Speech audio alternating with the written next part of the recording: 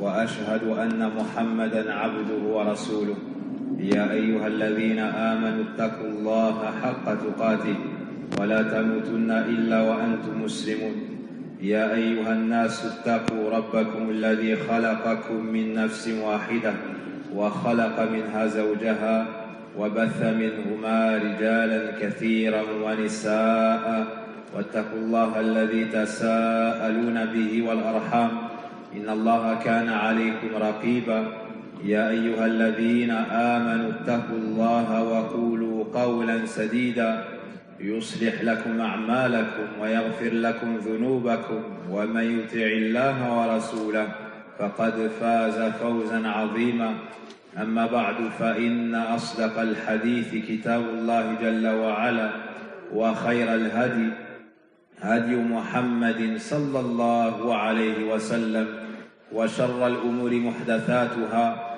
وكل محدثة بدعة وكل بدعة ضلالة وكل ضلالة في النار.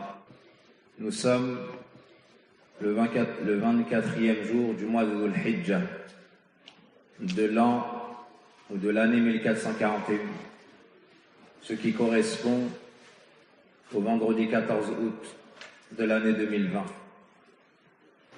Et par la grâce d'Allah subhanahu wa ta'ala, après avoir terminé l'étude du livre Fiqhu Asma'illahi al-Husna, nous entamons ensemble une série de cours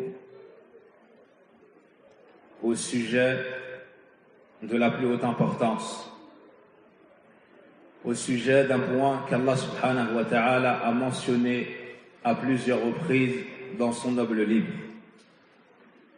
au sujet duquel le prophète sallallahu alayhi wa sallam a parlé en s'adressant aux musulmans, en s'adressant aux musulmanes, en s'adressant à la jeunesse et également aux parents. Ce sujet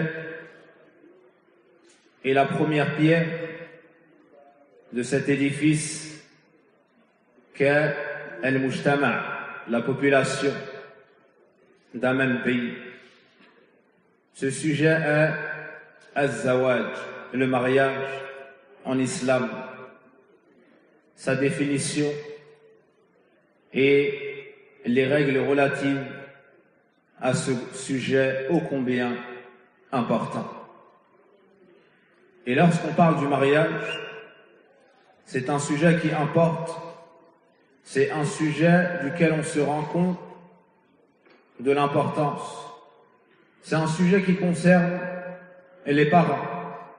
Lorsque ces enfants s'apprêtent, ou lorsque leurs enfants s'apprêtent à s'avancer dans le mariage, que ce soit le garçon ou la fille, c'est un sujet qui touche le jeune homme qui recherche le mariage ou qui s'apprête à se marier ou qui s'est marié. C'est un sujet qui touche la jeune femme qui recherche le mariage, qui est jeune mariée ou qui s'est déjà mariée. C'est un sujet qui touche les enfants, c'est un sujet qui touche les parents, qui touche les oncles et les tantes. C'est un sujet dont l'ensemble des parties composantes de la communauté reconnaît l'importance, le mariage. Et dans la société, il y a différents membres, différents acteurs qui l'élèvent, la composent. Et la première pierre, le premier édifice de la société, en réalité, c'est le couple. Un homme et une femme qui eux-mêmes seront amenés à avoir des enfants et peupler la terre d'Allah subhanahu wa ta'ala. Si ce premier édifice est bon et sain, alors l'ensemble du mujtama', de la société, le sera également. Et si ce premier édifice est mauvais et corrompu, alors l'ensemble le sera également.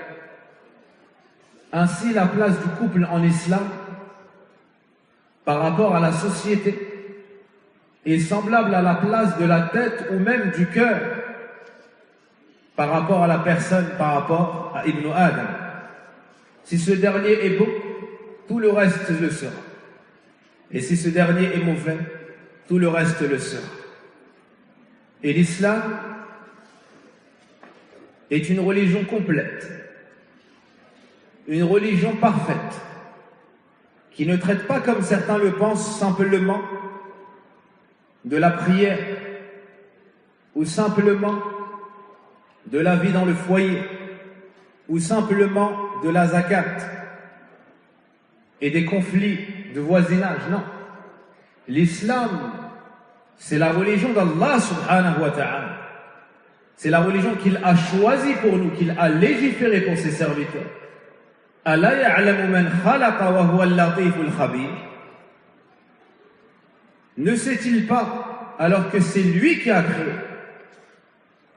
et c'est celui qui connaît les choses subtiles, il est parfaitement informé. Allah est notre créateur. Il nous a légiféré ce qui est bon pour nous, ce qui est en parfaite adéquation avec notre nature et ce sur quoi il nous a créé tabaraka wa ta'ala. L'islam est une religion complète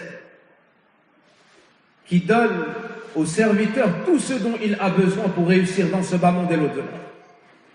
L'islam est une religion parfaite. Et rien n'a été omis. Et rien n'a été oublié. Il n'y a pas une chose qui te rapproche d'Allah et t'éloigne de l'enfer, qui t'apporte le bonheur et t'éloigne du malheur, sans que tu ne la trouves dans l'islam.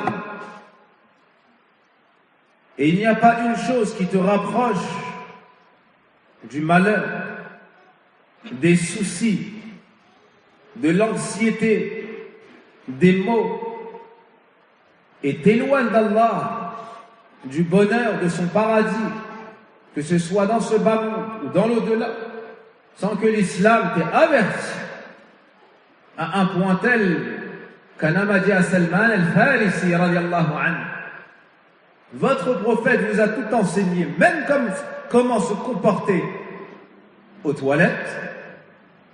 Il a dit Ajal, certes.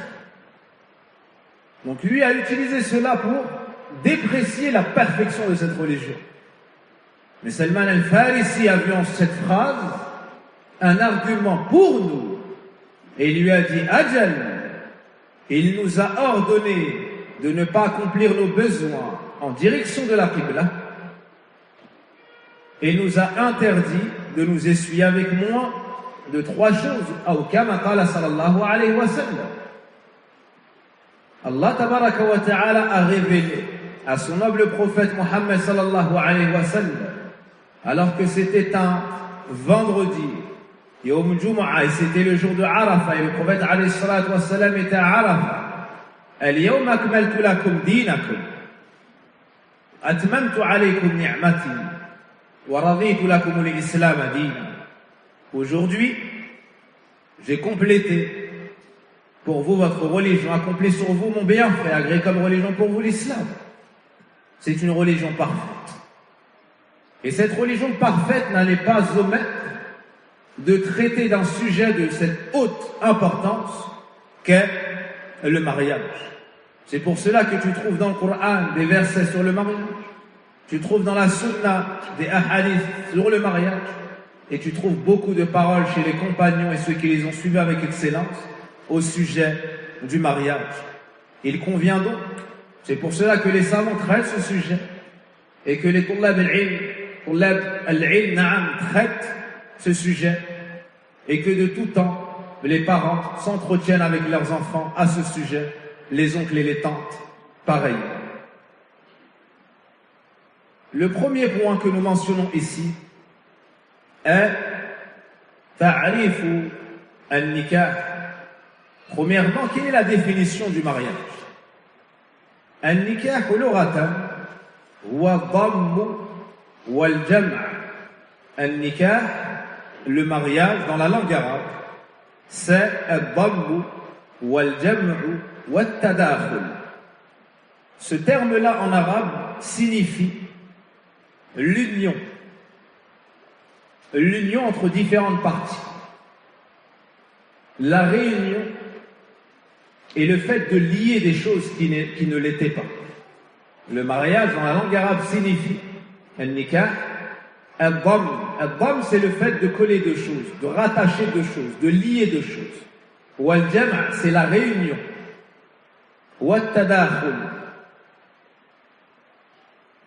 Wa minhu nakaha al-mataru al-arda. Et les Arabes disent nakaha al-mataru, l'eau ou la pluie a épousé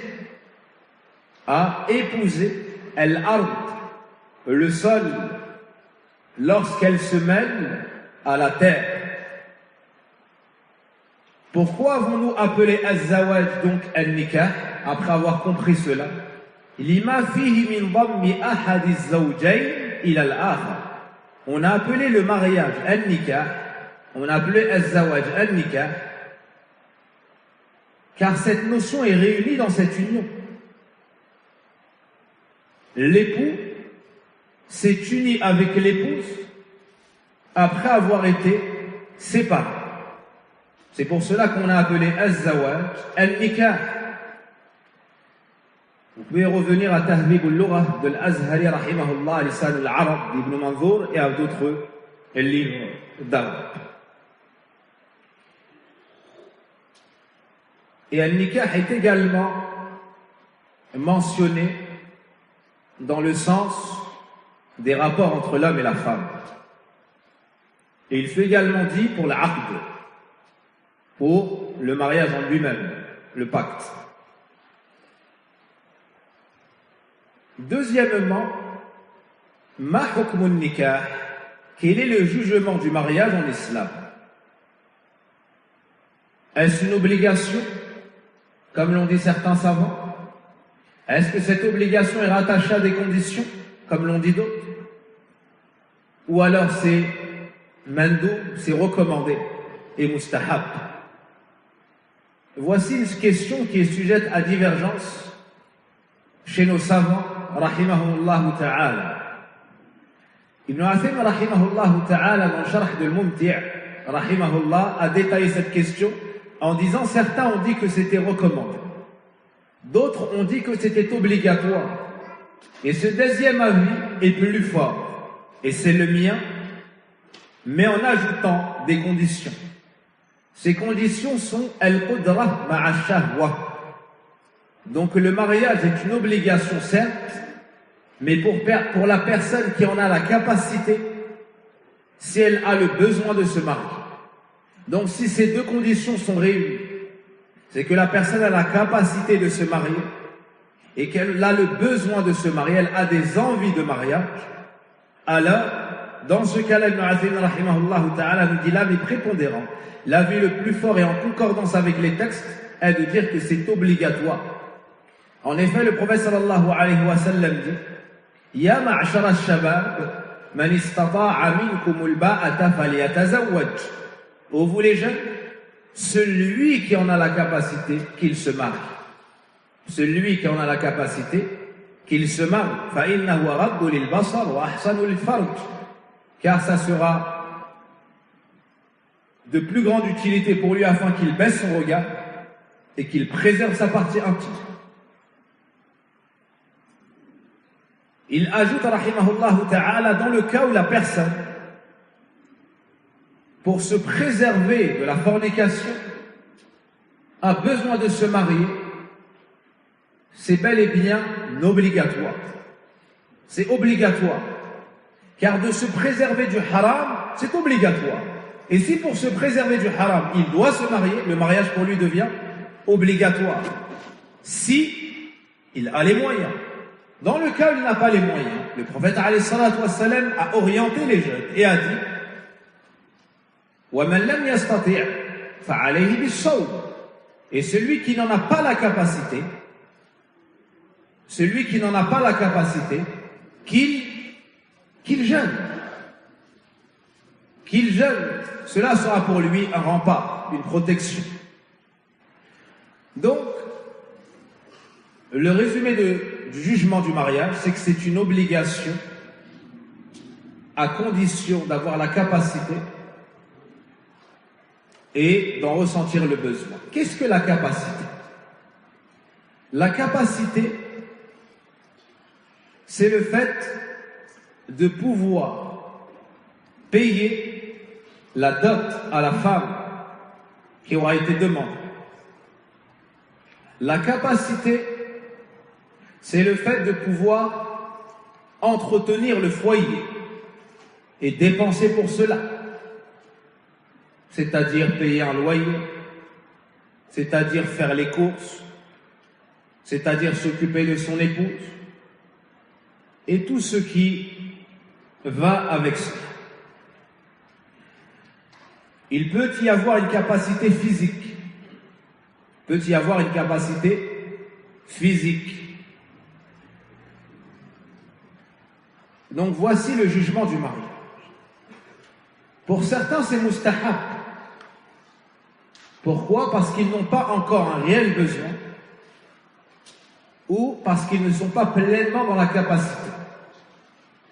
À l'image du jeune qui se demande est-ce qu'il va rechercher la science et s'asseoir face aux genoux des savants,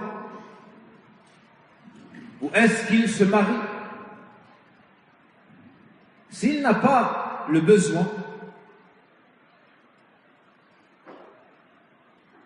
et qu'il a cette envie et cette intelligence, alors qu'il parcourt la terre à la recherche des savants de la sunna et qu'il étudie.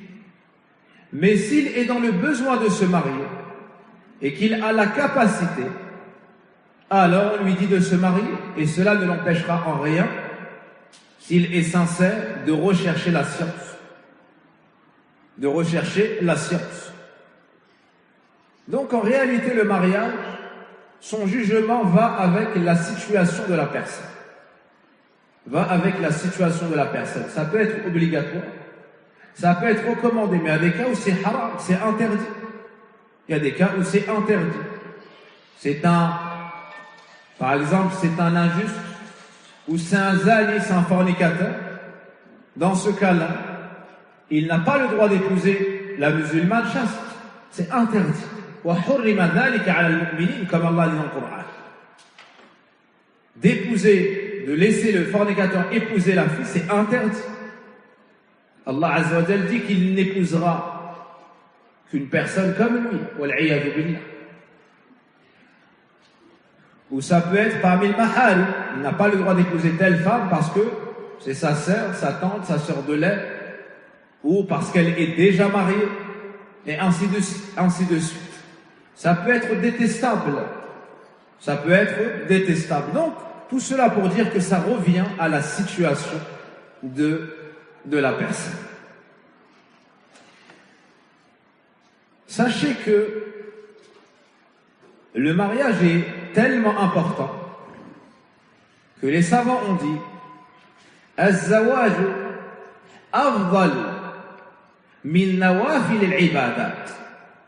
Le mariage prévaut et est meilleur et passe avant que les actes recommandés parmi les adorations.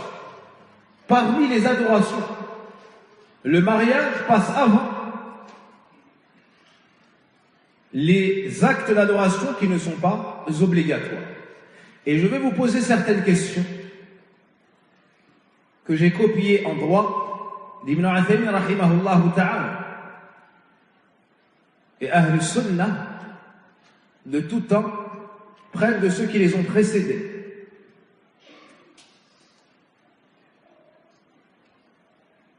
Je vous adresse donc cette question. Mal afdal jam'ul mal li sadaqa ou li zawaj. Quelle est la meilleure chose? Le fait de réunir de l'argent pour ensuite faire une aumône, ou bien réunir de l'argent ensuite pour se marier? Quelle est la meilleure de ces deux choses-là? Indaman, qui répond à la question? Non.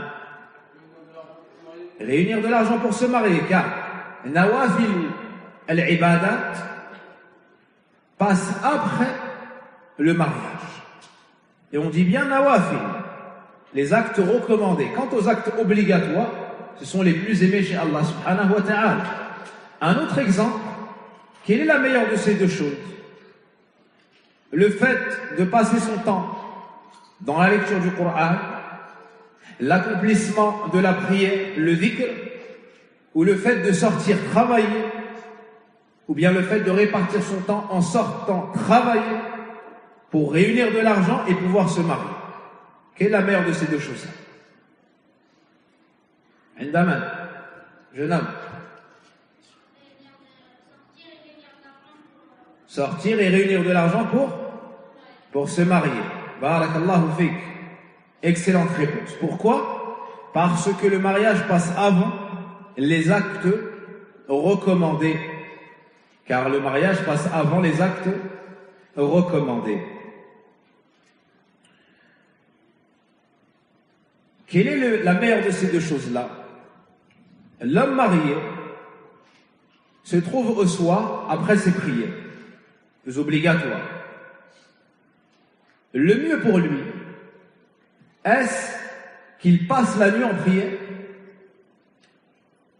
ou, suite à un désir, qu'il commerce avec son épouse? Quelle est la meilleure de ces deux choses-là? Il se lève et il prie la nuit pour Allah subhanahu wa ta'ala, ou bien il approche son épouse et commerce avec elle. Quelle est la meilleure de ces deux choses-là? Il approche son épouse et il commerce avec elle. Car cela est en rapport avec le mariage. Et le mariage passe avant nawafilul ibadat. Ainsi, on atteint, ou ainsi on comprend la valeur du mariage en islam. On comprend de sa grande place. On comprend de sa grande place. Troisièmement, linadhkur ba'da al-fada'il wal-manafi'. Troisièmement, mentionnons certaines sagesses du mariage, certains mérites du nikah. Premièrement, وامتثال لأمر المولى جل وعلا والمصطفى صلى الله عليه وسلم. Premièrement, celui qui fait les causes pour se marier ou se marie aura obéi à l'ordre d'Allah dans le Coran et aura répondu à l'appel du prophète alayhi salatu wassalam dans la sunna.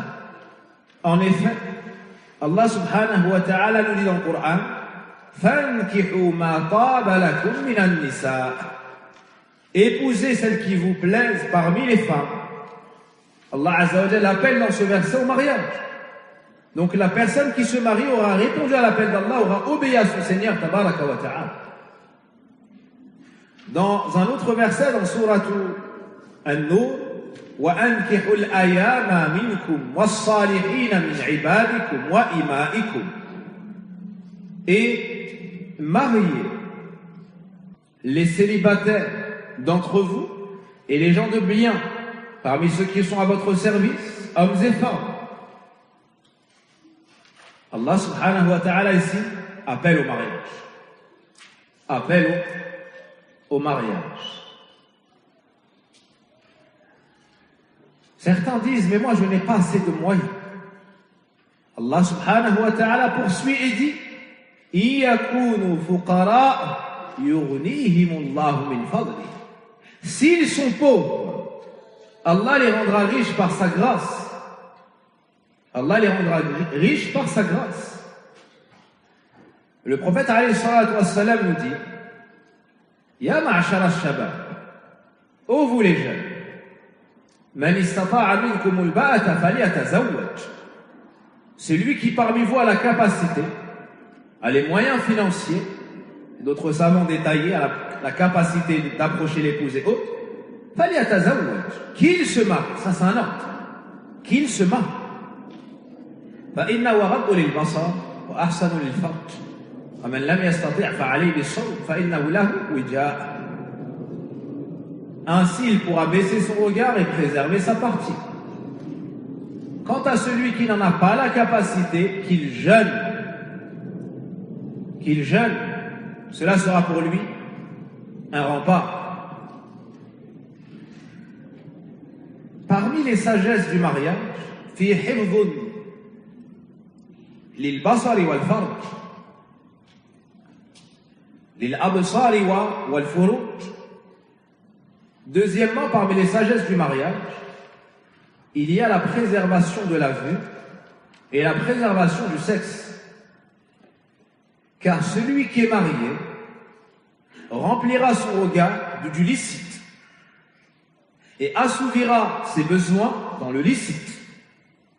Quant à celui qui ne l'est pas, s'il faiblit, s'il glisse, il sera tenté de commettre le mal et le péché. Et certes, la porte qui donne l'accès le plus rapide au cœur est celle de la vue.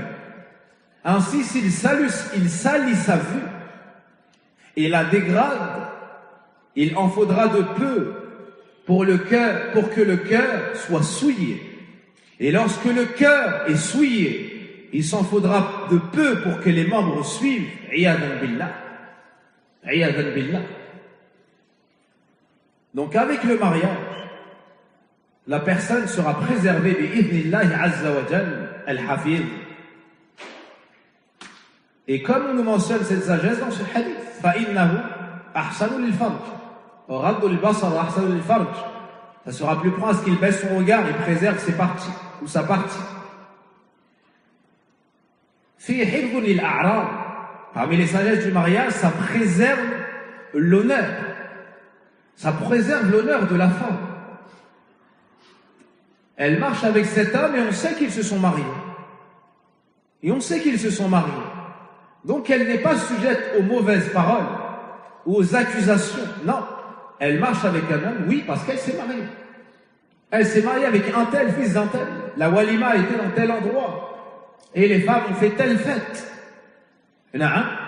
Donc elle est préservée dans son honneur. Elle n'essuiera pas les paroles des gens. Elle ne subira pas les accusations. Elle est préservée parce qu'elle est mariée. Aussi, l'honneur des hommes de sa famille sera préservé. Car elle est mariée, elle est dans son foyer, elle est chez son époux. C'est lui qui en a la responsabilité. On ne parlera pas en mal de cette famille. Car cette fille est mariée. Car cette sœur est mariée. Car cette nièce est mariée. Et ainsi de suite. Donc il y a une préservation pour l'honneur de la femme. Mais pas seulement. Également pour l'honneur de son père, de ses frères, de ses oncles, de ses neveux, de tous les hommes de son foyer, de sa tribu. Il y a une préservation également pour l'homme dans son honneur à lui. Tout comme nous l'avons dit pour la femme, c'est pareil pour l'homme. C'est pareil pour l'homme. L'homme n'a pas de passe-droit en islam qui lui rend licite le fait de fréquenter des femmes et c'est haram exclusivement aux femmes. Pas du tout. Mais la base dans les règles religieuses, c'est que c'est pour l'homme et c'est pour la femme. Au même titre. Et le prophète alayhi salatu wassalam nous énonce cette règle religieuse en disant An-nisa'u shaqa'iqur rijal. Les femmes sont les consoeurs des hommes. Donc tout jugement que vous voyez, la base, c'est que ça concerne les hommes et les femmes. Sauf lorsqu'il y a un texte spécifique qui vient marginaliser ce cas-là. Avec le mariage, il y a al-iffa, ta'fifu an-nisa, il y a le fait de préserver les femmes, ta'fifu al-shabab, le fait de préserver la jeunesse de la fornication. L'homme a été créé avec des besoins de la femme et la femme a été créée avec des besoins de l'homme. Puis Allah Azza wa Jal nous a montré la voie qui était légiférée, licite pour assouvir ce désir et il nous a averti contre la voie qui était illicite. La voie qui est licite, c'est le mariage. La voie qui est licite, c'est le mariage. Donc si les gens se marient, ils vont préserver leur partie de commettre le haram. Le prophète sallallahu alayhi wa sallam nous dit même qu'il y a une fornication du regard, des yeux, de la main et autres. Puis il nous dit puis la partie intime vient certifier tout cela, c'est-à-dire en passant à l'acte, ou vient infirmer cela, c'est-à-dire en se retenant. Donc cette affaire est gravissime. Et le remède se trouve après la crainte d'Allah Azza wa Jal, dans le mariage. فيه رعاية أو رعاية العوانس. Il y a le fait de prendre soin des jeunes filles célibataires. وَالْإِنْفَاقُ عَلَيْهِمْ. Et le fait de préserver ces femmes en dépensant pour elles. Il y a... le célibat touche beaucoup de pays. Le célibat touche beaucoup de pays. Et la jeunesse se voit donc grandement éprouvée. Pour une raison ou pour une autre. Pour une raison ou pour une autre. Et le nombre de naissances, comme nous l'avons étudié, donne lieu à une mortalité infantile chez les garçons qui est plus élevée. Ainsi, il y a plus de filles que de garçons. Cela pose donc un problème qui est le célibat subi de certaines demoiselles. Ainsi, en encourageant au mariage, il y a la préservation de ces femmes. Certaines finissent, comme ils disent, vieilles filles. Pourquoi? Parce qu'elles n'ont pas eu ce bienfait qu'est le mariage. Aussi, elles restent à la charge de leurs parents qui, parfois, ne sont pas très aisés. C'est donc un poids et une difficulté. Et il peut s'en suivre des nuisances qu'elles reçoivent, elles, que ce soit psychologique ou autrement. Ainsi, lorsqu'elle est demandée en mariage, c'est pour elle une délivrance. Tout comme pour l'homme bien fait. Il va prendre soin d'une femme. Il va honorer cette femme, il va dépenser pour elle. Et aussi, il va la préserver du besoin économique, mais aussi physique. Donc voici beaucoup de sagesse qu'on retrouve dans cette seule action qu'est le mariage. في تكثير لنسل أمة محمد صلى الله عليه وسلم. Il y aura également l'augmentation des enfants de la communauté du prophète Mohammed sallallahu alayhi wa sallam. Donc l'augmentation de muwahhidoun, l'augmentation de monothéistes, l'augmentation de musalloun, de gens qui prieront, de sajidoun, de gens qui se prosterneront pour Allah Azza wa Jalla, de talim il-Qur'an, de lecteurs du Qur'an, l'augmentation de serviteurs pieux sur la terre d'Allah Azza wa Jalla, donc de réformateurs, de prêcheurs, de savants, de personnes pieuses, d'éducatrices, d'enseignantes, et de tout ce dont la communauté a besoin, comme médecins, comme infirmières, comme enseignantes, comme éducatrices, comme mères, et ainsi de suite, pareillement du côté des hommes. Voici encore des sagesses du mariage. Et le prophète sallallahu alayhi wa sallam a dit « Tazawwajul wadudul walud » Le prophète alayhi salatu wa sallam a encouragé à épouser la femme qui est affectueuse et qui est féconde. Il dit sallallahu alayhi wa sallam, épousez l'affectueuse, la féconde. Fa inni mukathirun bikum yawm al-qiyamah, car je me réjouirai de votre grand nombre le jour de la résurrection. Je me réjouirai de votre grand nombre le jour de la résurrection. Ce hadith rapporté par An-Nasa'i, Abu Daoud et Ahmad sous différentes versions, selon Abdullah ibn Umar radiyallahu anhuma. Voyons ici ce hadith. Tazawwaju, ça c'est une orientation du prophète alayhi salatu wassalam. Qui al-wadud. Al-wadud ay allati tatawaddadu ila zawdiha li husni akhlaqiha wa adabiha wa li tajammuliha wa li husni mantiqiha. Qui est al-wadud? Le prophète sallam a dit épousez al-wadud. Donc les hommes doivent savoir qui est al-wadud afin d'appliquer ce conseil prophétique. Al-wadud, l'affectueuse, c'est celle qui se fait aimer de son mari. Al-Wadoud, c'est celle qui se fait aimer de son mari. Comment? C'est celle qui se fait aimer de son mari de par sa piété, de par ses nobles caractères, de par sa douceur, de par sa mansuétude, de par le fait qu'elle soit facile à vivre, de par du fait qu'elle s'embellisse pour son époux, qu'elle cherche son agrément, qu'elle lui obéisse. Et tout ce que connaît la femme comme flèche qui atteint, comme flèche non empoisonnée qui atteigne le cœur de l'homme. Et certes, lorsque la proie est touchée de la flèche, que se passe-t-il? Elle ne bouge plus. Et il n'y a que le khayr qui en découle. Et il n'y a que le khayr qui en découle. Donc, ça c'est Al-Wadoud, c'est celle qui sait, qui a su se faire aimer de son époux, de par sa piété, de par ses nobles caractères, de par le fait qu'elle s'embellisse, qu'elle prenne soin de son époux, qu'elle est humble devant lui, qu'elle lui obéisse, qu'elle cherche son agrément, et tout ce qui plaît à Allah subhanahu wa ta'ala. Ça c'est Al-Wadoud. Cela amène le cœur de l'homme à pencher vers elle, si Allah azza wa jalla leur écrit cela. Parce que l'amour, c'est un rizq, c'est une subsistance qu'Allah donne aux gens. C'est une subsistance qu'Allah donne aux gens.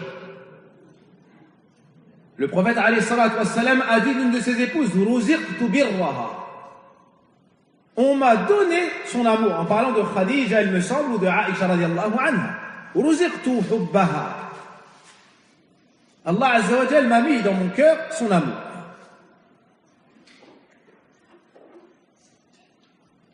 Et l'excellence dans Tawaddoud, c'est Khadija radiallahu anha chez le prophète alayhi salatu wassalam. L'excellence dans Tawaddoud, c'est Aïcha radiallahu anha chez le prophète sallallahu alayhi wa sallam. L'excellence dans Tawaddoud, c'est ses épouses sallallahu alayhi wa sallam, les épouses des compagnons. Et ceux qui nous ont précédés ont suivi les compagnons avec excellence.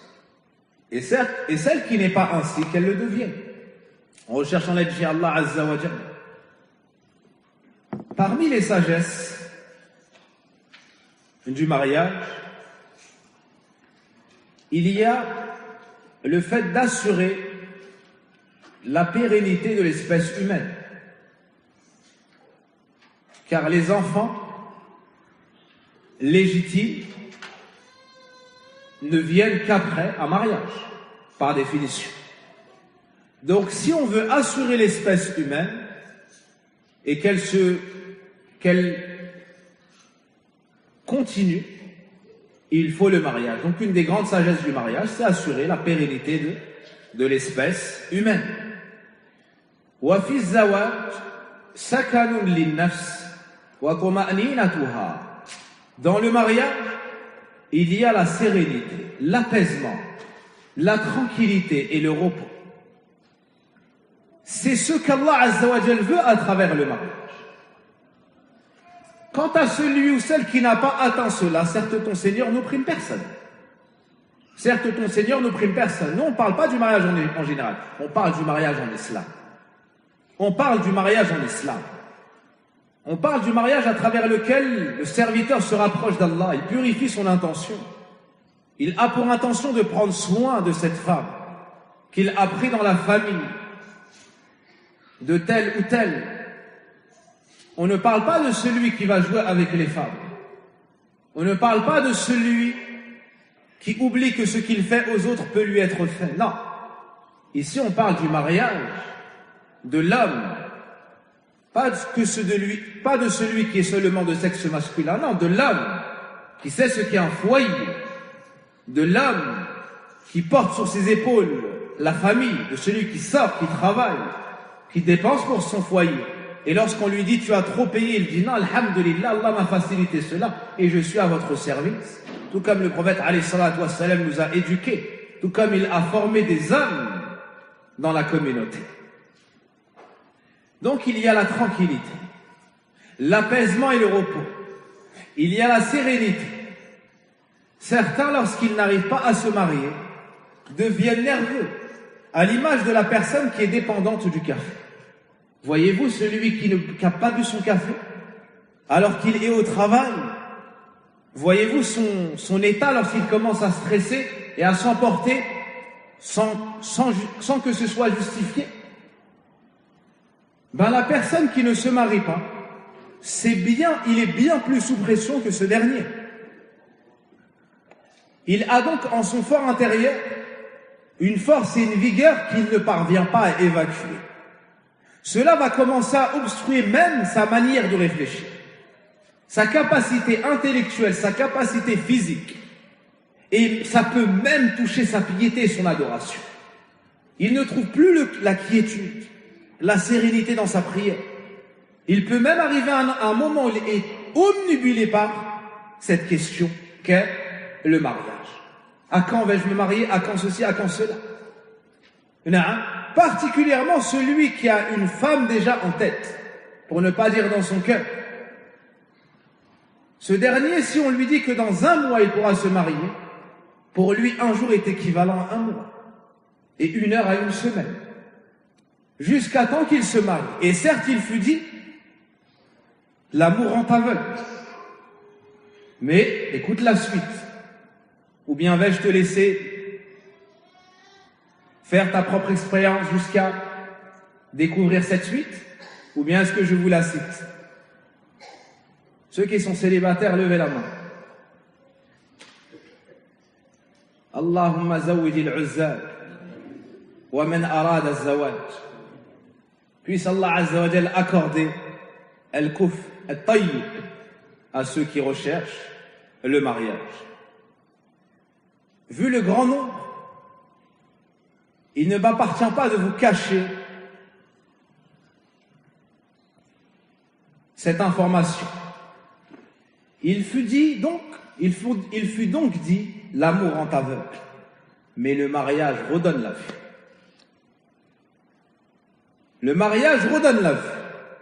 C'est-à-dire que l'homme qui pensait avoir un conjoint, ou plutôt une conjointe parfaite, va se rendre compte que c'est seulement une servante d'Allah, avec ses qualités mais aussi ses défauts. Tout comme lui, il connaît de lui les qualités et les défauts. Même si lors de la rencontre, il se fait passer pour Omar al-Khattab. Le lendemain du mariage, on sait désormais que ça n'est que lui, et nous sommes que nous-mêmes. Mais il n'est pas trop tard pour s'élever en degré chez Allah Azza wa Jal, de par l'étude de la science utile, et de par la mise en pratique des œuvres pieuses. Seul cela nous élève chez Allah subhanahu wa ta'ala dans ce bas monde, dans notre tombe, puis dans l'au-delà. Ainsi, lorsque cette personne qui recherchait avec ardeur le mariage se marie, son âme se repose. Son corps se repose. La braise est éteinte. Il peut donc avoir recours à cette capacité intellectuelle, physique, puiser dans ces ressources qu'il avait mais qui étaient obstruées, dont l'accès était obstrué, bouché par cette chose qui omnibulait sa pensée et peut-être même son cœur. Donc le mariage amène le repos. C'est pour cela que le prophète alayhi salatu wassalam a dit, celui qui s'est marié, Allah l'a aidé à accomplir la moitié de son ordre, la moitié de sa religion. فَلْيَتَّقِ فِي النِّصْفِ الثَّانِ. Qu'il craigne donc Allah dans l'autre moitié. Qu'il craigne donc Allah dans l'autre moitié. Car lorsqu'il se marie, on lui a fermé une grande porte de mal. On lui a ouvert une grande porte de bien. Il lui reste le reste du travail. Il lui reste donc le reste du travail. Donc le mariage amène le repos, amène la tranquillité, la quiétude, s'il est fait comme il plaît à Allah subhanahu wa ta'ala. En corrélation avec ce que nous venons de dire, ajoutons que le mariage est un signe d'Allah subhanahu wa ta'ala. Dans Surat Ar-Rum, Allah subhanahu wa ta'ala nous dit وَمِنْ آيَاتِهِ أَنْ خَلَقَ لَكُمْ مِنْ أَنفُسِكُمْ أَزْوَاجًا وَجَعَلَ بَيْنَكُمْ مَوَدَّةً وَرَحْمَةً Inna fi dhalika la ayatin liqawmin yatafakkarun. Ou yatadhakkarun. Et parmi ces signes, le fait qu'il ait créé pour vous, de vous, des épouses, et il a mis entre vous de l'affection et de la miséricorde, de la pitié.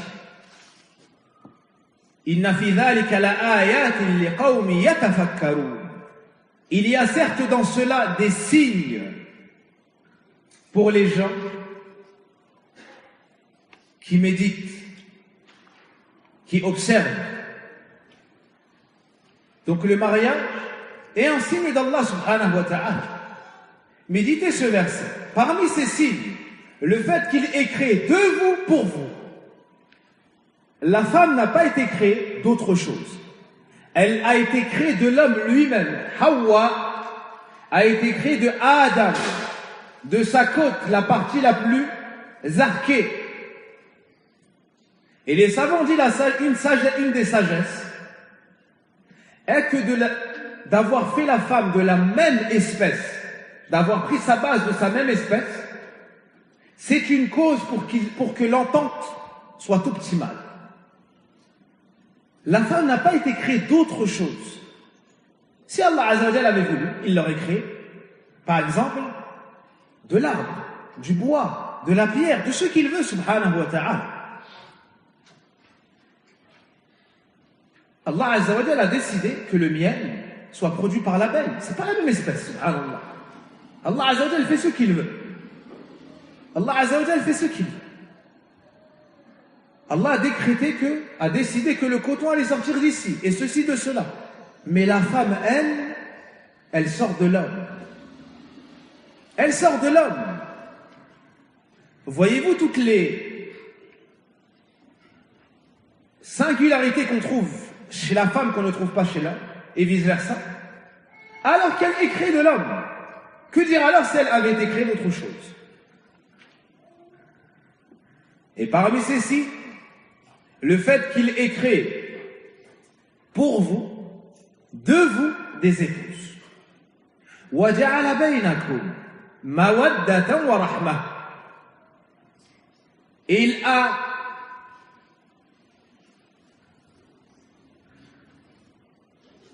il a mis entre vous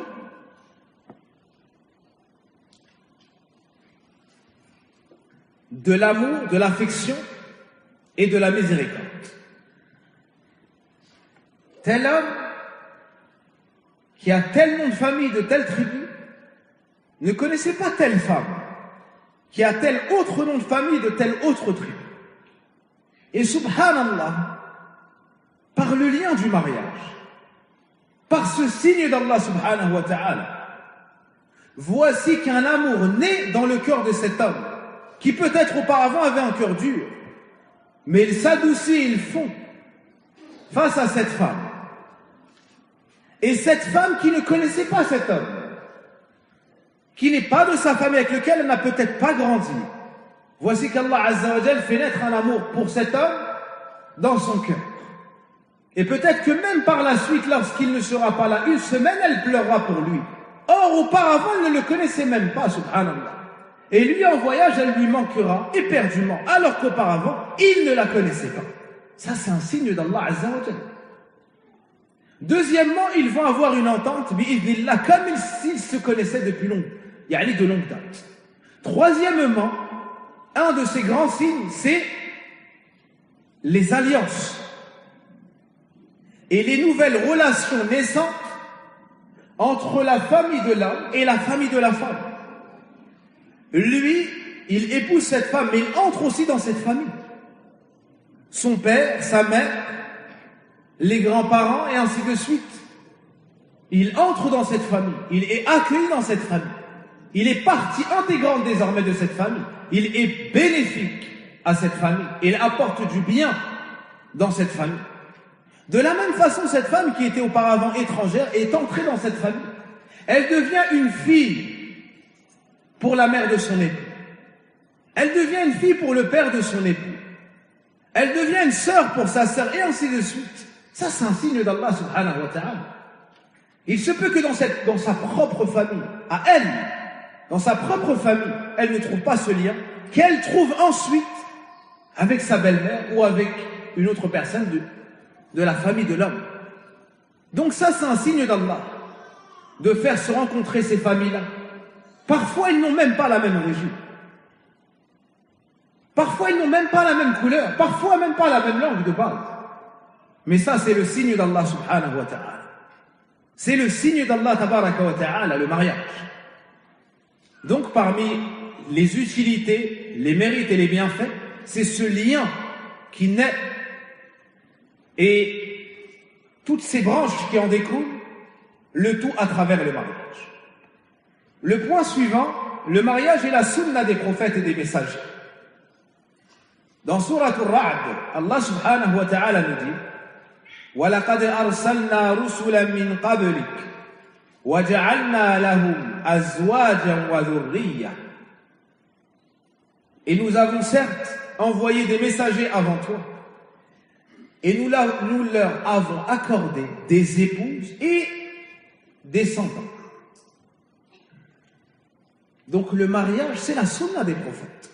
Celui qui recherche le mariage, celle qui recherche le mariage, ne s'est pas penché vers une chose honteuse, ne s'est pas penché vers une chose blâmable.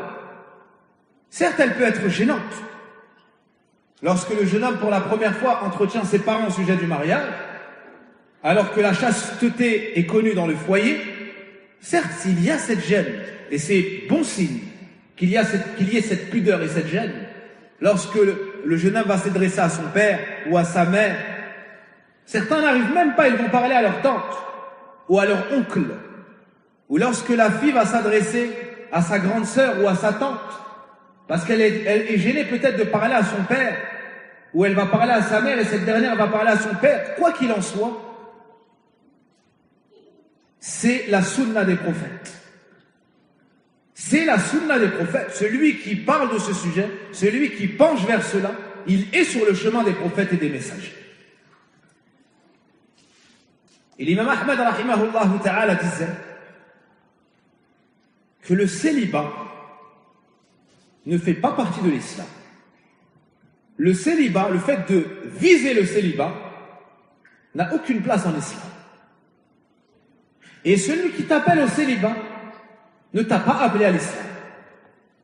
Ne t'a pas appelé à l'islam. Parmi les sagesses du mariage et ses mérites, le fait que ce soit une grande cause de bonheur. Tout le monde recherche le bonheur. Questionne n'importe quelle personne. Pourquoi tu fais cela? Pourquoi fais-tu cela? Pourquoi veux-tu cela? Pourquoi abandonnes-tu cela? Il dira parce que je cherche le bonheur. Tout le monde veut être heureux. Même les animaux recherchent le bonheur. Même les animaux recherchent le bonheur. Lorsque le lion se bat jusqu'à faire couler son sang, il recherche le bonheur. Il veut préserver son harem. Il veut préserver sa portée et ses petits. Il veut être à la tête de son harem et il veut aussi préserver sa descendance. Il veut préserver sa descendance. Si tu questionnes l'homme qui se lève à 4 heures du matin et qui sort, qu'il vente, qu'il neige, qu'il pleuve, qu'il fasse chaud ou froid, pour un travail où son patron lui crie dessus et ainsi de suite. Tu dis, je travaille pour l'argent, tu dis, pourquoi tu veux l'argent? Il dit, pour le bonheur. Parce qu'avec l'argent, je vais pouvoir faire ceci, je vais pouvoir faire cela. Si tu questionnes celui qui veut se marier, il va te dire, je cherche le bonheur. Si tu questionnes celle qui veut se marier, elle va te dire, je cherche le bonheur. Si tu questionnes même le père qui veut marier sa fille et la femme qui veut marier sa fille, la mère, ils vont te dire le bonheur. Ou je veux le bonheur pour mes enfants, et ainsi de suite. Tu peux même questionner le voleur, iyadhan billah, le pervers, le fornicateur, le drogué. Même ces gens-là qui sont dans l'égarement et dans le haram et dans la perversion, si tu les interroges, pourquoi est-ce que tu te drogues? Pourquoi est-ce que tu vas dans le haram avec les femmes? Pourquoi est-ce que tu voles des gens qui ont travaillé plus ou moins dur pour obtenir ces richesses-là? Il va te dire, je cherche le bonheur. Je cherche le bonheur. Pourquoi tu vas à Paris te mélanger dans le haram et aller dans les endroits de dépravation? Pourquoi est-ce que tu t'enivres avec ces boissons qui détruisent ton corps, ton âme, ton bas monde et peut-être ton au-delà? Il va te dire, j'ai la vie dure, je cherche à m'évader, je cherche le bonheur. Tous ces gens-là ont en commun quoi? Le fait qu'ils recherchent le bonheur. Et chacun a opté pour une porte. Mais ils l'ont tous trouvé fermée. Savez-vous où est la porte du bonheur? La porte du bonheur, ouvrez le mushaf. Prenez Surat al-Nahl et lisez la parole d'Allah Azza wa Jal. Man amila salihan min dhakarin aw untha wa huwa mu'min falanuhyiyannahu hayatan tayyibah wa lanajziyannahum ajrahum bi ahsani ma kanu ya'malun.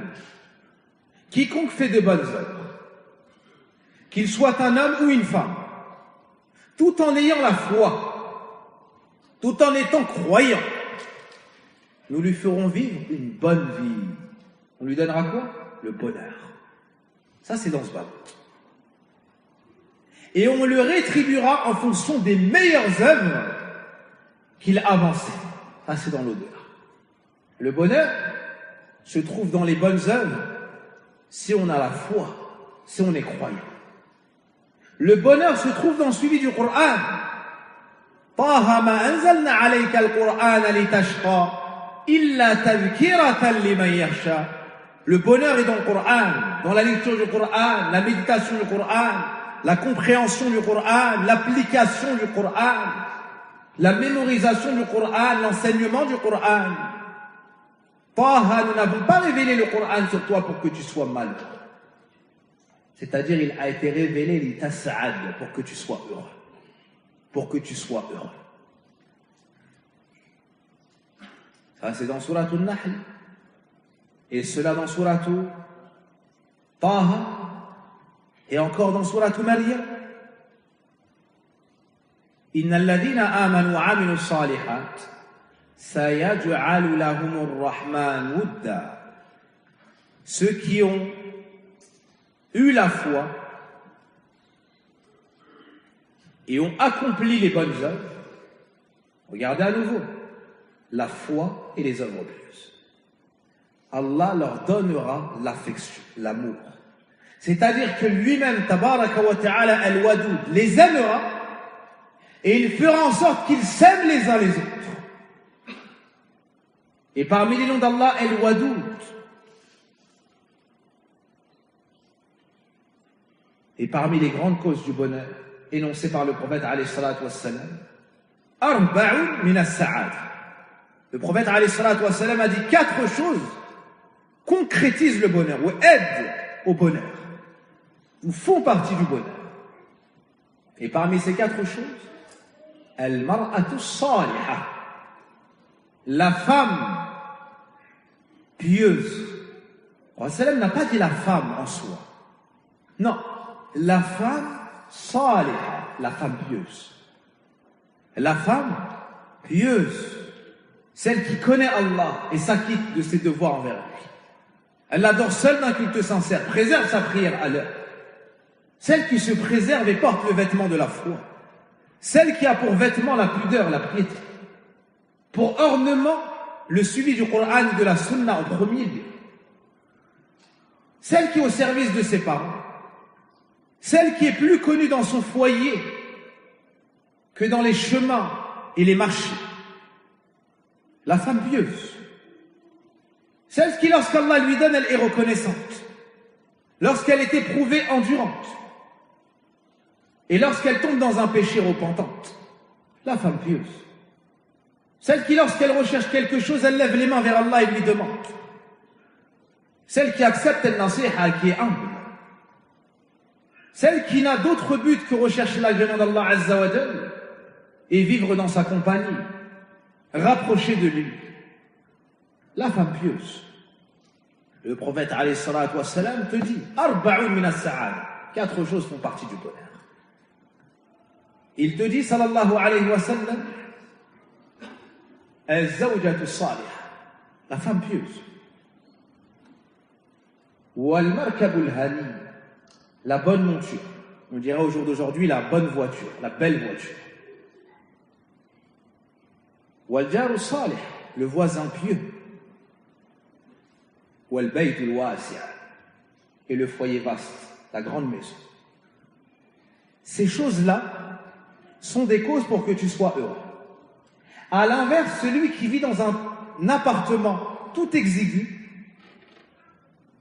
tout petit, resserré, et qu'ils soient plusieurs dans le foyer, c'est une cause de malheur, c'est une cause de tristesse, de difficulté et de troubles familiaux.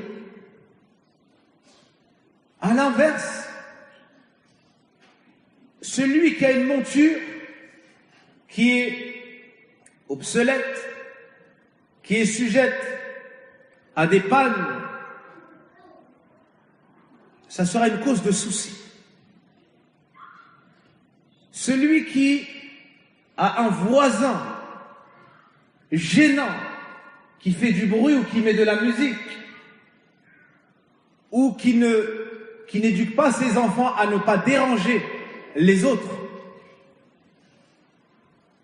ou qui est dans la dépravation et invite des mauvaises personnes chez elles, alors ça deviendra un enfer pour ses voisins. Ça deviendra un enfer pour ses voisins. C'est pour cela que très nombreux sont les textes qui menacent les voisins dérangés. Mazala Jibril yusini bil jar hatta dhanantu annahu sayuwarithu. Jibril n'a cessé de me faire des recommandations au sujet du voisin, à un point tel que j'ai pensé qu'il allait avoir le droit à l'héritage. Subhanallah. Mais dans ces sociétés devenues individualistes, on ne connaît que guère le droit du voisin. Mais chez les gens éduqués, ils connaissent la valeur du voisin, le comportement envers le voisin et autres. Lorsqu'ils font à manger, ils emmènent une part au voisin. Lorsqu'ils font de la soupe, ils ajoutent de l'eau pour donner une part au voisin. Lorsqu'ils voient l'enfant du voisin faire un mal, ils le corrigent et l'éduquent. Lorsqu'ils ne voient pas le voisin, ils le visitent et demandent. Quand il est malade, ils le visitent. Ils font des courses et ainsi de suite. Le voisin, un bon voisin, c'est un trésor. Tu n'achètes pas la terre, disait-il, mais tu achètes le voisin. Et l'épouse pieuse. À l'inverse, celui qui a une épouse remplie de plaintes, de demandes, de désobéissance, qui n'écoute pas l'époux, ne recherche pas son agrément, ne prend pas soin d'elle pour sa vue, son odorat, son toucher et autres. Celle-ci, bien qu'il ait tant espéré la voir, il regrettera amèrement son choix et elle pourra lui faire vivre un enfer. À un point où certaines personnes recherchaient que la femme séduisante, belle et charmante. Au point cette beauté les a troublés, les a désorientés, au point d'en oublier le conseil du prophète alayhi salatu wassalam de choisir la femme pieuse. Ces derniers témoignent et disent Wallahi, ils jurent par Allah Azza wa Jal qu'ils n'ont pas connu pire calamité que cette femme. Vous imaginez? D'entre toutes les épreuves, ils jurent par Allah que c'est la plus grande calamité les ayant touchés. Parce que la femme permette, elle affecte le cœur de l'époux, le désordonne, lui enlève la tranquillité dans sa prière, dans son jeûne, dans son apprentissage, dans sa lecture du Coran, dans ses projets, dans son argent, dans tout. D'elle, il s'attend à tout le mal. D'elle, il n'espère aucun bien. A'udhu billah.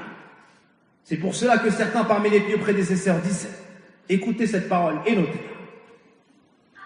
ما أنعم الله عبدا من عباده بنعمة أعظم بعد الإسلام من زوجة صالحة وما عذب الله عبدا من عباده بعذاب أشد من امرأة سوء بعد الشرك أو الكفر. Certains parmi les anciens disaient, Allah n'a pas comblé un de ses serviteurs par un bienfait plus grandiose après l'islam qu'une épouse pieuse. qu'une épouse pieuse. Et Allah n'a pas châtié, puni un de ses serviteurs par une punition plus sévère et plus grave après la mécréance qu'une mauvaise épouse, qu'une épouse mauvaise. Allahu Akbar. Allahu Akbar. Elle sera soit un jardin pour lui, dans lequel il trouvera son repos, soit elle sera une fournaise pour lui, dans laquelle il sera brûlé de part et d'autre. Et lorsqu'il n'aura pas mal à tel endroit, c'est parce que la douleur à un autre endroit est plus sensible et plus forte. C'est pas parce qu'il a pas mal là-bas, c'est parce qu'ici il a encore plus mal, donc il en oublie l'autre douleur. Donc oui, la femme a ce pouvoir-là, de combler l'un avec l'aide d'Allah, ou de lui amener le malheur, iyadhan billah, même si en réalité elle se fait du mal en premier lieu à elle-même. Donc très très nombreuses sont les sagesses du mariage. Parmi les sagesses du mariage, le fait d'entretenir une femme et ses enfants, le fait de dépenser pour eux, de le mettre à l'abri du besoin. Et dans cela, l'homme est récompensé. Vous savez à quel point il est récompensé? Subhanallah. Ô combien est grande cette religion, ô combien est noble cette religion. Le prophète alayhi salatu wassalam nous dit: Innaka lam tadha. Yani tu ne mettras pas, ou plutôt hatta luqma taj'aluha fi imra'atik illa udirta alayha ou tabtaghi bidhalika wajha Allah. Tu ne mettras pas dans la bouche de ton épouse ni même une bouchée de nourriture en recherchant à travers cela l'agrément d'Allah ou le visage d'Allah, c'est-à-dire je fais ça pour Allah avec cette condition-là, sans recevoir la récompense. C'est-à-dire tout ce que tu dépenses, même la bouteille d'eau que tu ramènes au foyer, et quand tu fais ces courses-là, dans ton cœur il y a je veux l'agrément d'Allah, je cherche la récompense chez Allah, ben tout ce que tu ramènes, même la bouchée que tu mets dans la bouche de l'épouse, t'es récompensé pour ça. T'es récompensé pour ça, la bouchée. S'il s'agit de la bouchée, que dire alors de la femme qui met dans la liste des courses du saumon? Hein? T'es récompensé ou pas si tu achètes? Le poisson, la dorade. Quoi encore, Abdelhamid? T'as pas le droit ou toi t'as le droit ou pas? On connaît ton origine, toi t'as le droit je pense. Dites-moi, dictez-moi. Personne n'a le droit ici? Allahu Akbar. On est vraiment en 2020. Donc, même si dans la liste des courses il y a des choses qui coûtent cher, recherche la récompense chez Allah subhanahu wa ta'ala. Tu ne dépenseras pas un sou en recherchant l'agrément d'Allah azza wa jalla pour ta famille, pour ton épouse, jusqu'à la bouchée que tu mets dans sa bouche, sans recevoir la récompense chez Allah subhanahu wa ta'ala. Allahu Akbar. Allahu Akbar. Tu fais ton devoir et t'es récompensé. Subhanallah. Et dans cette parole-là, jusqu'à la bouchée que tu mets dans la bouche de ton épouse, les savants ont mentionné de belles subtilités. Et on dit, ça n'est pas que dans le sens abstrait. Ça n'est pas que dans le sens abstrait, c'est-à-dire même la plus petite chose que tu dépenserais pour elle, pour cela tu es récompensé si tu cherches l'agrément d'Allah. Oui, ça c'est le sens voulu. Mais il n'occulte pas le second sens qui est qu'au sens propre, tu prends de ta main un raisin, un fruit, de la nourriture et tu portes cela à sa bouche et elle mange de ta main. Subhanallah, elle mange de ta main. Ça montre quoi ici? L'entente dans le couple. Ça montre l'amour, l'affection. Ça montre comment il prend soin d'elle. Ça montre comment il est bienveillant envers elle et ainsi de suite. Naam. Et si un savant m'avait précédé, j'aurais même ajouté Ça montre que c'est une femme de confiance, il peut porter ses doigts où il y a ses dents, sans craindre le mal de sa part. Naam. Si on réunit toutes ces sagesses, si on réunit toutes ces sagesses, toutes les sagesses du mariage, on pourrait compiler des tomes et des tomes. Parce que cette religion déverse sur nous, ou celui qui l'a légiféré, Allah Azza wa Jal, Al-Mannan, déverse sur nous ses bienfaits de jour comme de nuit. وَإِن تَعُدُّوا نِعْمَةَ اللَّهِ لَا تُحْصُوهَا. Si vous essayez de dénombrer les bienfaits d'Allah, vous ne pourrez le faire. وَآتَاكُم مِّن كُلِّ مَا سَأَلْتُمُوهُ وَإِن تَعُدُّوا نِعْمَةَ اللَّهِ لَا تُحْصُوهَا. Et il vous a donné de tout ce que vous avez demandé. Et si vous essayez de dénombrer les bienfaits d'Allah, vous ne pourrez le faire. Pour toutes ces sagesses et d'autres, le prophète sallallahu alayhi wa sallam a dit « Ya ma'ashar al-shabab, man istata'a minkum al-bata falyatazawwaj » Ô vous les jeunes, celui qui en a la capacité, qu'il se marie. Et ce hadith a une histoire. C'est que Alqamah, rahimahullah ta'ala, un des tabi'in, nous dit « Kuntu amshi ma'a Abdillah fi Mina » Je marchais avec Abdullah, c'est-à-dire Ibn Mas'ud, à Mina. Falaqiyahu Uthman. Uthman l'a rencontré. Et il lui a dit Ala nuzawwijuka jariyatan shabbatan la'allaha tudhakkiruka bi ba'd ma madha min zamanik. Uthman a rencontré Abdullah. Ibn Mas'ud, il me semble, radiallahu anhu, à Mina. Il a marché avec lui.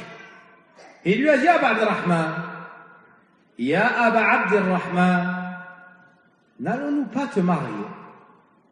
Une jeune femme, afin qu'elle te rappelle une partie de ce que tu as perdu de ta jeunesse. Une partie de ce que tu as perdu de ta jeunesse. Ou ce qui est passé de ton temps. De ce qui est passé de ton temps. فقال عبد الله لئن قلت ذلك أو ذاك لقد قال لنا رسول الله صلى الله عليه وسلم الحديث. Si tu me dis cela, alors certes le prophète sallallahu alayhi wa sallam ou le message d'Allah nous a dit ô vous les jeunes, que celui qui en a la capacité qu'il se marie. Jusqu'à la fin du hadith. Jusqu'à la fin du hadith. Parmi les sagesses du mariage, le fait que ce soit la voix des serviteurs pieux d'Allah. À la fin de Souratul Furqan, comme bon nombre d'entre vous le savez, il y a la description de ce qu'on appelle Ibadur Rahman. Car Allah nous dit Wa Ibadur Rahman alladhina yamshuna 'ala al-ardi hawna wa idha khatabahumul jahiluna qalu salama. Jusqu'à la fin de la sourate, Allah Azza wa Jalla nous cite les caractéristiques des serviteurs du tout miséricordieux. Ce sont des serviteurs pieux qui ont concrétisé la foi. Ce sont des serviteurs qui sont au-dessus des autres, qui sont plus proches d'Allah que les autres, qui sont plus pieux que les autres, qui sont plus aimés chez Allah que les autres. Parmi leurs caractéristiques, et c'est une des dernières mentionnées, c'est leurs invocations, leurs du'a, et le fait qu'ils se marient. وَالَّذِينَ يَقُولُونَ رَبَّنَا ربنا هب لنا من أزواجنا وذرياتنا قرة أعين وجعلنا للمتقين إماما.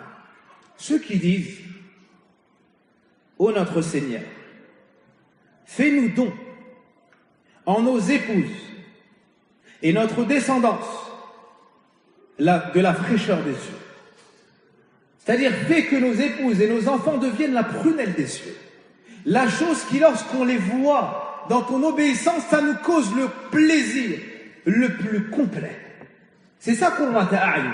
Qurrata A'yun, c'est la chose qui, lorsque tu poses ton regard dessus, tu te réjouis au plus haut point. Tu te réjouis au plus haut point. Et qu'est-ce qui réjouit le croyant au plus haut point? C'est lorsqu'il pose son regard sur son épouse. Et lorsqu'il voit ses enfants évoluer sous ses yeux, il les voit dans l'obéissance d'Allah. Ça, c'est le plus grand bienfait. Ça, c'est un des plus grands bienfaits chez Allah Azza wa Jal accordé à son serviteur. Ne pensez pas que c'est le simple mariage ou le simple fait d'avoir des enfants en soi. Non!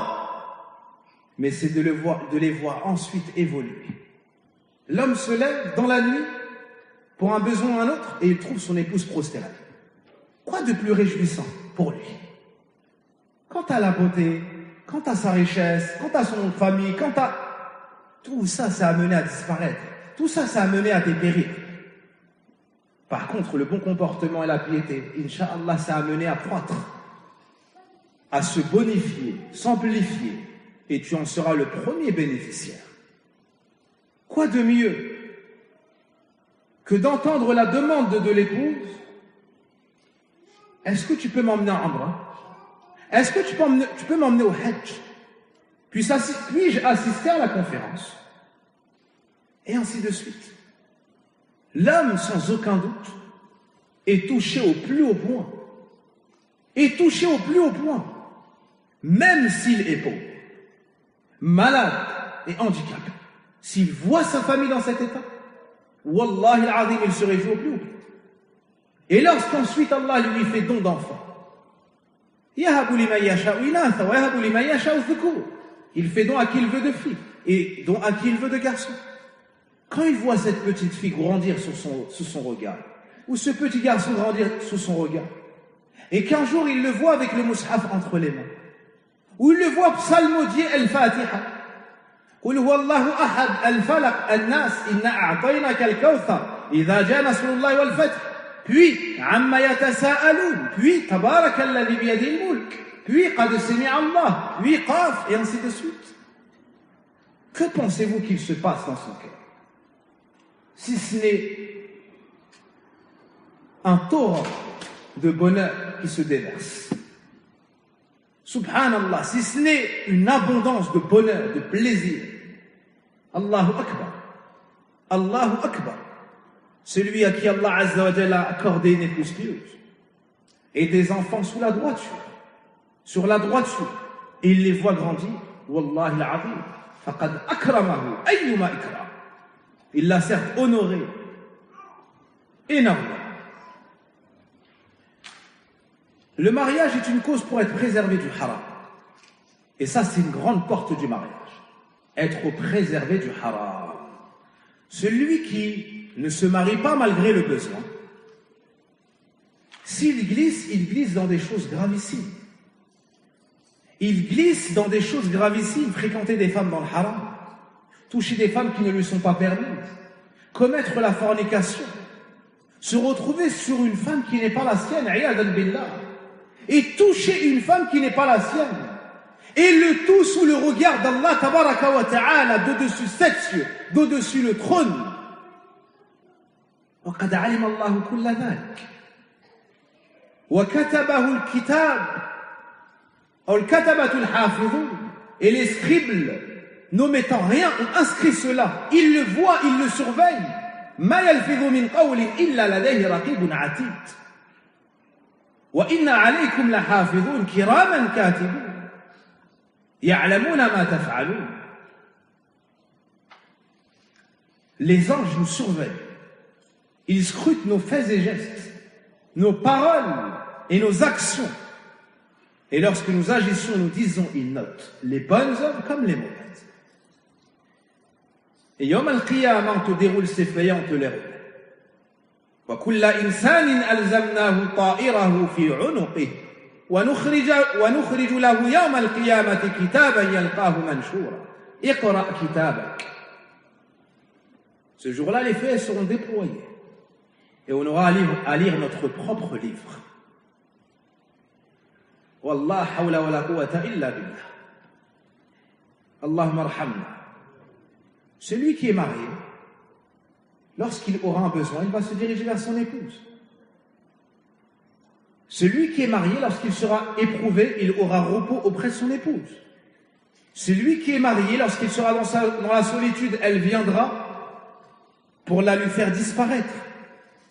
Lorsqu'il sera triste, elle va le mada, elle va le réjouir, elle va le consoler, elle va relativiser, elle va invoquer Allah en sa faveur.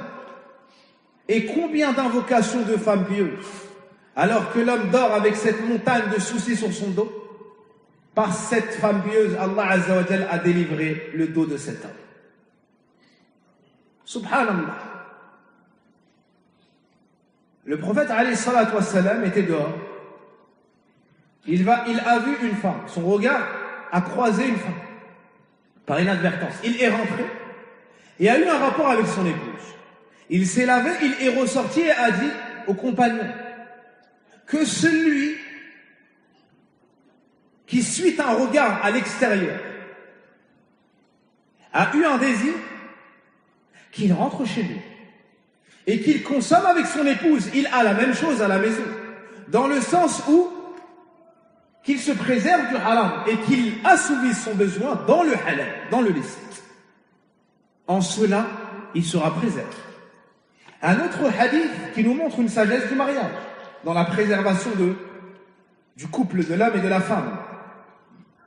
Le prophète alayhi salatu wassalam nous dit وَفِي بِضْعِ أَحَدِكُمْ صَدَقَةٌ فِي بِضْعِ أَحَدِكُمْ صَدَقَةٌ.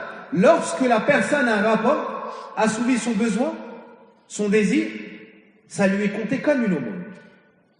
Les compagnons se sont étonnés. Ô messager d'Allah, l'un d'entre nous assouvit son besoin et il est récompensé chez Allah. Le prophète sallam leur a dit oui. Voyez-vous, s'il avait assouvi cela dans le haram, n'aurait-il pas commis un péché, n'aurait-il pas eu des péchés? Ils ont dit certes. Il a dit, par analogie, lorsqu'il assouvit ceci dans le halal, il est récompensé. Enfin, subhanallah, quelle est cette religion qui est venue accorder à l'homme ce qui est en adéquation avec sa nature, ce qui est en concordance avec son besoin. Donc, même lorsque l'homme commerce avec son épouse, il est récompensé. Le mariage, c'est une cause pour entrer au paradis. Le mariage est une cause pour entrer au paradis. Avec la bienveillance de l'épouse, elle obtient, envers son époux, elle obtient le paradis. Et en s'acquittant de ses obligations envers son épouse, l'homme obtient le paradis. Le prophète alayhi salatu wassalam nous dit إذا صلت المرأة خمسها وصامت شهرها وحفظت فرجها وأطاعت زوجها دخلت الجنة. Si la femme préserve ses 5 prières, elle prie sa prière à l'heure, en respectant les conditions, les obligations, les piliers, avec assiduité et sérieux. Elle jeûne son mois, c'est-à-dire le mois de Ramadan, quitte à se contenter de ses obligations. Elle préserve sa partie. Elle ne fréquente pas les hommes, elle se préserve. Elle obéit à son époux, recherche son agrément. Elle obtiendra le paradis. Donc à travers le mariage et le fait d'être bien dans le mariage comme Allah veut de nous, il y a le paradis. Il y a le paradis. On peut ajouter parmi les sagesses le fait de fonder un foyer et d'avoir des enfants et de concourir à la pureté de la société, à son élévation. Car les enfants passent par le mariage. Pour avoir les enfants, il faut au préalable le mariage. Et lorsque les gens vont avoir des enfants, ces enfants-là vont peupler le pays. Ils vont apporter une plus-value au pays, que ce soit en piété, que ce soit dans les choses religieuses, que ce soit dans les choses mondaines. Les enfants sont la beauté du foyer, sont la fleur du jardin. Et il y a encore beaucoup de sagesse. Naktafi bihadha wa sallallahu wa barik ala nabiyyina Muhammadin wa ala alihi wa sahbihi ajma'in. Et on a déjà mentionné que le célibat, l'islam n'y appelle pas. Il appelle plutôt au contraire de cela. Ceux qui font vœu de chasteté sortent de la nature sur laquelle Allah Azza wa Jalla nous a créés. Et parfois, ils commettent même par la suite des crimes immondes. Certains délaissent le mariage et se mettent à toucher, akramakumullah, des enfants et à commettre des actes immondes sur des enfants ou des crimes, même sur des garçons, ayadhan billah. Et on a mentionné le hadith du prophète alayhi salatu wassalam qui nous dit, ou que les 3 personnes sont venues voir dans les foyers du prophète sallam et questionner sur son adoration. Après avoir entendu cela, c'est comme s'ils avaient minimisé, ils ont dit, où sommes-nous du prophète sallallahu alayhi wa sallam, alors qu'on lui a pardonné ses fautes passées et futures. L'un a dit, quant à moi, je prierai la nuit à tout jamais. Quant à l'autre, il a dit, je jeûnerai tous les jours et ne romprai jamais, ne couperai jamais un jour. Et le troisième a dit, je m'éloignerai des femmes et ne me marierai jamais. Le prophète alayhi salatu wassalam est venu et leur a dit, vous êtes ceux qui avaient dit ceci et cela. Quant à moi, je suis celui qui craint le plus Allah, le plus pieux chez Allah. Mais je prie et je dors. Je jeûne certains jours et je romps d'autres. Et j'épouse les femmes. Celui qui s'éloigne de ma voie, qui a de l'aversion envers ma voie, ne fait pas partie des miens. Ne fait pas partie des miens. Donc, ça n'est pas une bonne chose que de volontairement ne pas se marier, or qu'il y a le besoin et la capacité. Le besoin et la capacité. Certains parmi les plus prédécesseurs disaient, je m'étonne de ne pas voir chercher la richesse dans le mariage. C'est-à-dire que de se marier, c'est une cause de richesse. Lorsque tu te maries, c'est Allah qui donne la subsistance à ton épouse. Donc c'est comme si tu avais une subsistance, maintenant on t'en donne 2. Puis lorsque tu as un enfant, c'est comme si tu en avais 2 et maintenant on t'en donne 3, et ainsi de suite. Donc le mariage et les enfants amènent la richesse. Amènent la richesse. S'ils sont pauvres, Allah les enrichira. 3, Allah a pris l'engagement d'aider 3 personnes. Parmi les 3, celui qui se marie parce qu'il veut être chaste, il a peur de tomber dans le péché. Il a peur de tomber dans le péché. Ibrahim ibn Maysara a retardé le mariage. Et un grand savant qui s'appelle Taous, rahimahullah ta'ala, lui a dit, alors qu'il faisait le tawaf, s'est adressé à lui et lui a dit, la tunkihan, marie-toi, ou assurément tu te marieras, ou la akulanna lak, où je te dirai, mithla ma qala Omar li Abu Zawaid, où je te dirai la même parole que Omar a dit à Abu Zawaid. Omar l'a vu et a vu qu'il délaissait le mariage. Il l'a convoqué et il lui a dit, pourquoi est-ce que tu ne te maries pas? De 2 choses l'une. Imma li ajz, soit tu es impuissant, imma li fujur, soit tu commets des turpitudes. Soit tu commets des turpitudes. Lorsque l'enfant a le besoin et lorsque l'adolescent a le besoin et qu'il devient un homme, c'est normal qu'il ait de besoin. Mais il doit passer par la voie légiférée. Il doit se marier. Il doit se marier. Ses parents doivent le marier. Non. Quant à celui qui prend de l'âge et il n'a pas d'envie, c'est pas ça la normalité. Il ne penche pas vers la femme, c'est pas ça la normalité. C'est pas ça la base. Non, ça c'est étrange. Ça n'est pas la normalité. Et un des pieux prédécesseurs, lorsqu'il est décédé, c'était un homme pieux. Son épouse a fait ses éloges par 2 choses. Elle a dit, Kana yurdi rabbah wa yurdi zawjah. Elle a fait ses éloges en disant, c'était un homme pieux. Il causait la satisfaction de son Seigneur, c'est-à-dire qu'entre lui et Allah, il était pieux. La prière, le jeûne, prière de nuit, la science, qu'Allah. Et il causait la satisfaction de son épouse. C'est-à-dire qu'il commerçait avec son épouse, c'est-à-dire qu'il s'occupait de son épouse. Il avait des besoins. Il avait des besoins. Et chez Sahaba, il se mariait jusqu'à un âge avancé. Il a été rapporté que Omar ibn Khattab a demandé en mariage la fille de Ali ibn Abi Talib, alors qu'il avait un âge avancé. Ali ibn Abi Talib lui a dit, toi, ya Omar, ou Amir al-Mu'minin, yani à ton âge. Il lui a dit, ça n'est pas pour cela, mais je veux rentrer dans Ahl al-Bayt. Parce qu'en se mariant avec la fille d'Ali ibn Abi Talib, il allait avoir de sa descendance des gens de la famille du prophète alayhi salatu wassalam. Et il allait rentrer lui-même plutôt dans la famille du prophète alayhi salatu wassalam. Et ils étaient ainsi, ils se mariaient les uns les autres. Et ils appelaient ensuite leurs enfants les uns les autres. Par exemple, toi, ton meilleur ami, c'est Mohammed et Abdullah. Quand toi tu as des enfants, tu l'appelles Mohammed, il t'appelle l'autre Abdullah. Et ensuite, lui, il a des enfants, toi tu t'appelles Hassan, toi tu t'appelles Abdurrahman, il appelle ses enfants Hassan et Abdurrahman, et ainsi de suite. Et c'est ainsi qu'a fait Ali radiallahu anhu avec Omar et autres parmi as-Sahaba. Barakallahu fikum, walhamdulillahi rabbil alamin. Allahumma salli ala Muhammadin wa ala ali Muhammad, kama sallaita ala ali Ibrahim, innaka hamidun majid.